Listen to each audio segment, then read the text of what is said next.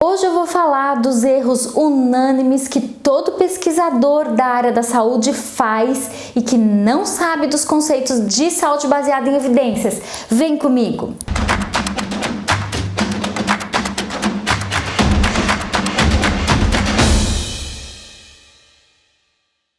Olá pessoal, sejam muito bem-vindos ao seu canal sobre saúde baseada em evidências. É isso aí, esse é um canal que vai ensinar vocês em todos os conceitos de saúde baseada em evidências, como praticar saúde baseada em evidências para você ficar um profissional de ponta, porque hoje em dia o que falta e o que você precisa ter não é o inglês, que agora é senso comum para todo mundo, mas o que você precisa ter além do inglês são os conceitos de saúde baseada em evidências, senão você vai ficar para trás.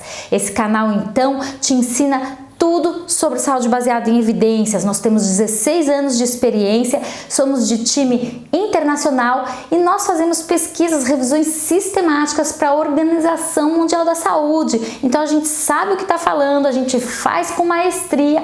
Então se inscrevam no canal, não percam seus tempos fazendo cursos no Coursera ou vendo outros vídeos, canais, porque a gente é especializado nisso. Tem muita coisa superficial por aí. Eu sou testemunha porque eu faço as coisas para poder ver o teor de informação que a gente tem. Infelizmente, são poucas as pessoas no mundo que sabem sobre saúde baseada em evidências. Então, vem aprender comigo que eu sou especialista nisso. Faço isso há 16 anos e tô aí com os melhores dos melhores, com a nata intelectual de saúde baseada em evidências, com a nata internacional de saúde baseada em evidências. Então fica aí comigo que toda semana tem vídeo para vocês. Bom, hoje eu vou falar para vocês os erros inatos, os erros inerentes de todo pesquisador que tenta fazer pesquisas científicas na área da saúde.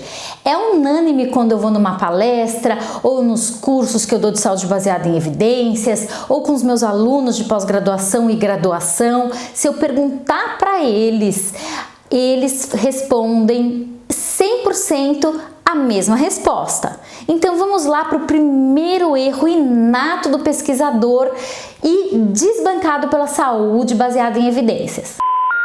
Bom, o primeiro erro é assumir que o artigo mais recente, por exemplo, aquele artigo publicado agora em 2020, vai ter informação mais atualizada ou a melhor informação em termos metodológicos, em termos de confiança, confiabilidade dos meus resultados quando comparado àquele artigo publicado em 1900 e bolinha, publicado em 1979, 1969.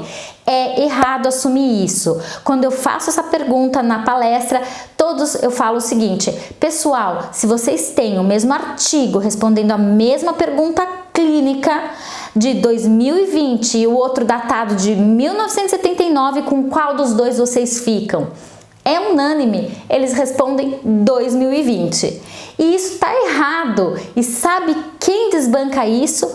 A própria meta-análise do logo do Cochrane, do logo da colaboração Cochrane. Vamos lá analisar. Bom, então por que não é sobre o ano ser o ano mais recente que a gente vai ter que confiar mais naqueles achados? Não. Isso é um atalho mental, acaba nos levando a erros tolos. Esse tipo de estereótipos, como intuir que o mais recente é bom, que o mais caro é bom, que o barato é ruim, que publicar numa revista Mega Power Plástico é melhor, o artigo é sem sombra de dúvidas, tá falando a verdade absoluta.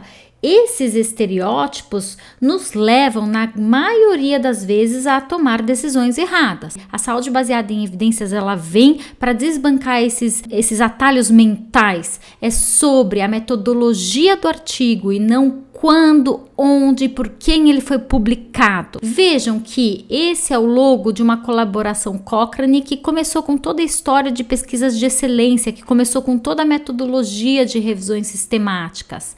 Dentro desse logo da Cochrane, e eu falo direitinho, vou deixar o link aqui num vídeo que eu explico direitinho como interpretar uma meta-análise e o que esse logo significa.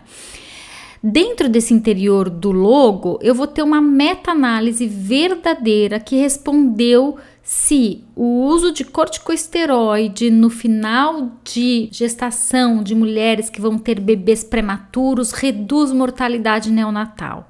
E aí foi feita uma revisão sistemática e foram incluídos nessa meta-análise real, que faz parte desse logo da Cochrane, 7 estudos. A linha vertical é a linha da hipótese nula, que não favorece nem o grupo tratado, nem o grupo controle, que nesse caso dessa pergunta seria o placebo. Cada linha horizontal é um estudo incluído. Quando essa linha horizontal tocar ou cruzar a linha vertical, significa que não tem diferença estatisticamente significante. Então, significa que esse primeiro estudo plotado nessa meta-análise, que era um estudo de 1972, ele não tocou a linha vertical, então ele mostrava um benefício ao uso do corticosteroide. Diferentemente ao estudo mais recente sobre o assunto, que datou de 1991, que não mostrou uma diferença entre o uso do corticosteroide e o uso do placebo para essa situação clínica. Então, se vocês, olha lá, viessem com esse atalho mental de crer que o estudo mais recente, vocês ficariam com os resultados do estudo mais recente, quando comparado ao estudo mais antigo, que ficar com o estudo mais recente é uma boa, vocês estariam não utilizando o corticosteroide até hoje, que reduz de 30% a 50% a mortalidade neonatal. Bom, o segundo erro é assumir que aquele artigo publicado pelo Bambambam da área de especialidade médica de vocês possui a verdade absoluta. Não, isso também é desbancado pela saúde baseada em evidências, ou seja, a gente cai na história da base da pirâmide, né? Então, se a gente for falar em termos didáticos, aquela pirâmide que vocês têm, a base ela é composta por pesquisas em animal, pesquisas in vitro, in vivo e opiniões de especialistas, que é importante para gerar hipóteses a serem testadas à luz de boa evidência científica, que está no topo da pirâmide. Só que por si só é uma opinião do especialista, a não ser que esteja escrutinada aquela opinião do especialista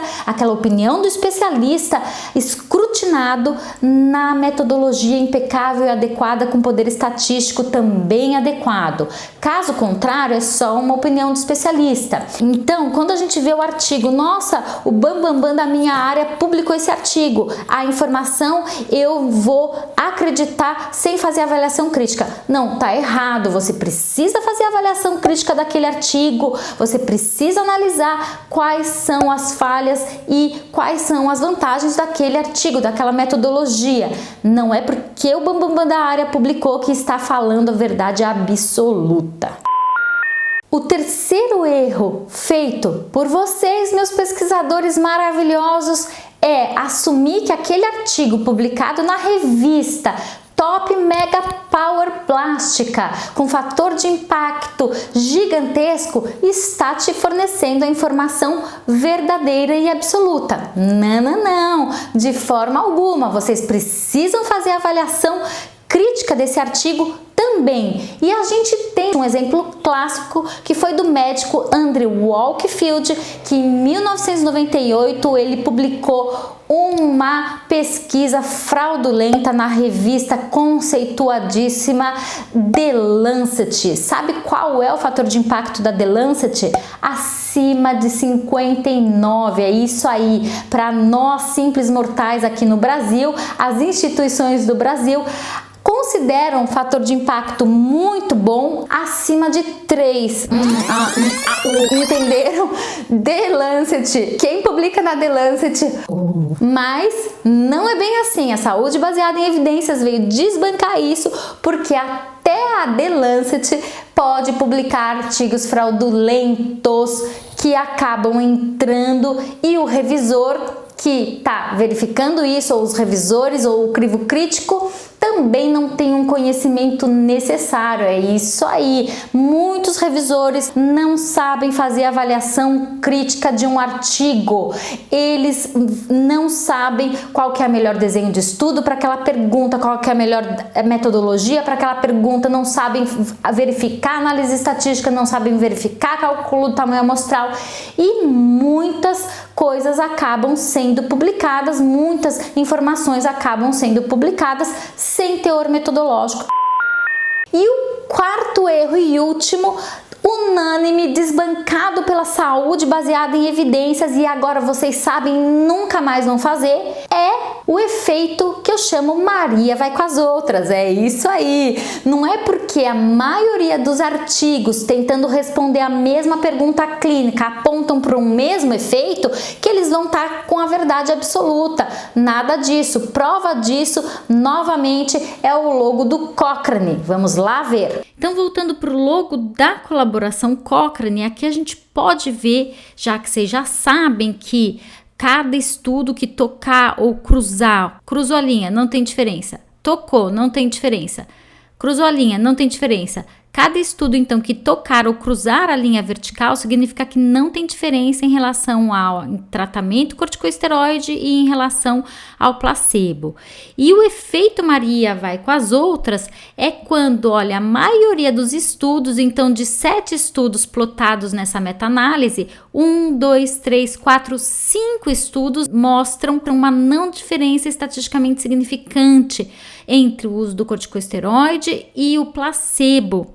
Então, se a gente fosse também, tivesse esse atalho mental de ir com os resultados da maioria dos estudos incluídos na minha revisão sistemática, eu ia estar quebrando a cara, eu ia até hoje não utilizar o corticosteroide. A saúde baseada em evidências veio para desbancar também esse conceito de Maria vai com as outras. Eu tenho que fazer uma revisão sistemática e, quando possível, somar os estudos homogêneos numa meta-análise, porque o que vai valer para mim é o somatório de todos esses eventos, número total, e o losango aqui, ou diamante, é o que vai valer para mim. O losango e o diamante não toca, nem cruza a linha vertical, então ele está mostrando a favor do tratamento, que é o uso do corticosteroide.